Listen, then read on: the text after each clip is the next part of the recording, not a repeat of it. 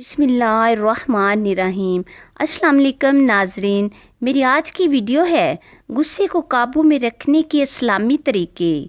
हज़रत अबू हुरैरा से रवायत है, रसूलुल्लाह सल्लल्लाहु अलैहि वसल्लम ने फरमाया, ताकतवर वो नहीं जो दूसरे को बिछाड़ दे, बेशक ताकतवर वो है जो गुस्से के वक़्त अपने आप को काबू में रखे। इस हदीस में उस शख्स को ताकतवर करार दिया है जो अपने गुस्से को दबाता है।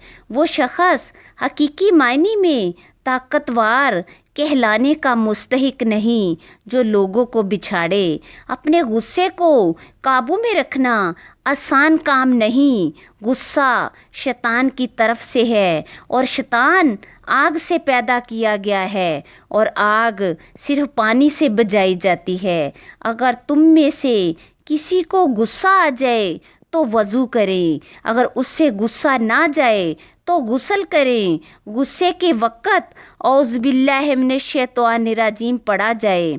गुस्सा इंसान के ईमान के बिगाड़ का ज़रिया बनता है। गुस्से की हालत में इंसान के अंदर शैतान होता है जो इंसान का दुश्मन है। गोया दुश्मन तो उससे वो ही काम करवाएगा जो उसके लिए नुकसान का बायस हो।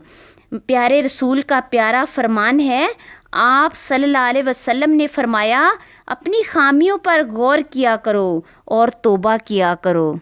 नाज़रीन, अगर आपको मेरी ये वीडियो पसंद आए तो वीडियो को लाइक करें, कमेंट करें और अपने दोस्तों के साथ शेयर करें और मेरे चैनल को सब्सक्राइब करें और नमाज की पाबंदी कीजिए। शुक्रिया।